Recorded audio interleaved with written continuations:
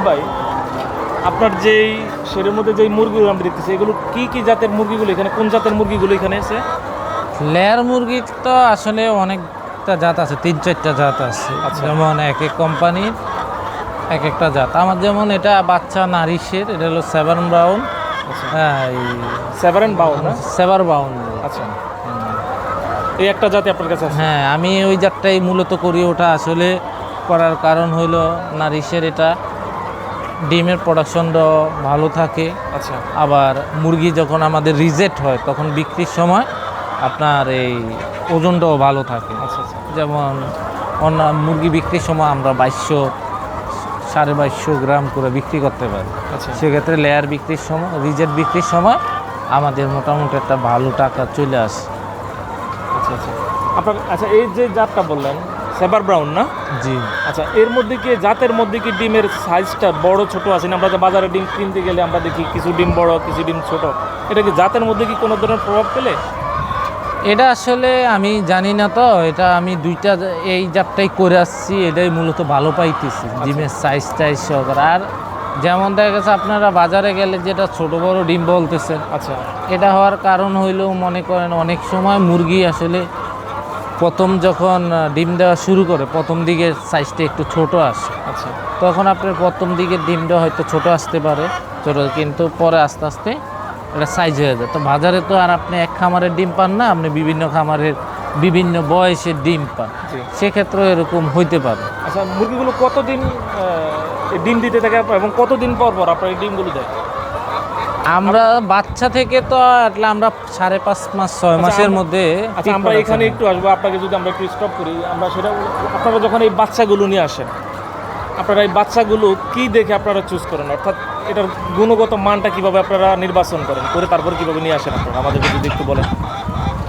যখন আপনারা যখন নিয়ে আসেন বাচ্চাগুলো, গুণগত মান যাচাইয়ের ক্ষেত্রে হলো আসলে আমরা যে মনে করেন আমি ব্যবসা করি নারিশের সাথে, জি আমরা যখন বাচ্চার অর্ডার দিই আমাদের থাকে যে না, কোম্পানি আমাদেরকে ভালো বাচ্চা দেবে দিবে, সে জায়গাতে এখনও দিয়ে আসছে বা দিতেছে, আলহামদুলিল্লাহ। এটা আর লেয়ার বাচ্চার ক্ষেত্রে মনে করেন লেয়ার বাচ্চা কোনো কোম্পানি আসলে খারাপ দেয় নাই, বা আমি নেইও না আসলে। অন্য কোম্পানি থেকে আমি বলবো কিভাবে নিলে বুঝতে পারবো যে আসলে কোন কোম্পানি কীরকম দিচ্ছে। জি হয়তো আমি নারিশের সাথে করে আসছি, জি। যদি কখনো অন্য কোম্পানি বাচ্চা নেই তাহলে তাহলে তো বোঝা বুঝতে যাবে পারবেন। আসলে কি আসলে। আচ্ছা, আপনি এই বাচ্চাগুলো এই মুরগিগুলো তো প্রথম অবস্থা আপনি ব্রুডিং করছেন না? হ্যাঁ, ব্রুডিং করা হয়। আচ্ছা, কতদিন পর এখানে এই খাঁচার মধ্যে এনে তুলছেন আপনারা? আমি খাঁচাতে মনে করেন খাঁচা আপনি 2 মাস পরের থেকে 80-90 দিনের মধ্যেই তুলে ফেলি আর কি। আচ্ছা, তাহলে ডিম দেয় কতদিন পরে মুরগিগুলো? ডিম দেওয়া শুরু করে আপনার 5 মাসের পরে 2-4টা শুরু করে 4.5 মাস 6 মাসের মধ্যেই পিক প্রোডাকশনে ফুল প্রোডাকশনে চলে আসে, সব ঠিকঠাক থাকলে ইনশাআল্লাহ। আচ্ছা, কতদিন এরা ডিম দিতে থাকে? এই তো আপনার 6 মাস থেকে মোটামুটি 18 মাস ডিম দেয়, 90 সপ্তাহ মানে একটানে দিতে থাকে ওরা? দিতে থাকে। আপনি আনুমানিক একটা মুরগি কতটা ডিম দেয় এরকম কোনো আইডিয়া আছে, বলা যাবে? একটা মুরগি মূলত আপনার এই 400-420টা ডিম দিতে পারে। সম্ভব। আচ্ছা, আমরা অনেকগুলো মুরগির আপনার এই যে ঠোঁটগুলো কাটা দেখতেছি, হ্যাঁ, অনেকগুলো মুরগির ঠোঁট কাটা দেখতেছি। অনেকগুলা না, এগুলা ম্যাক্সিমাম সবগুলারই ঠোঁট কাটা, একটাও ঠোঁট কাটা বাদ। এটার বিশেষত্বটা কি বা এটার কারণটা কি আপনারা যে করলেন?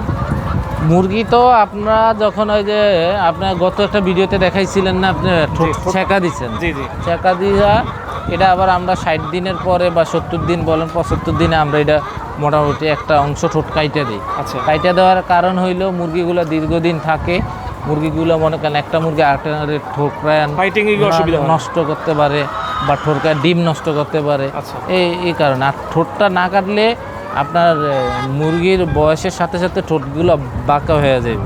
আচ্ছা আচ্ছা, তারা সঠিকভাবে খাবার গ্রহণ করতে পারবে না। এখন যেমন সমানভাবে খাবার, তখন কিন্তু আপনার উপরের যেই ঠোঁটটা এটা বাঁকা হয়ে যাবে, আচ্ছা, তখন খাবারও নিতে পারবে না। চমৎকার একটা বিষয়।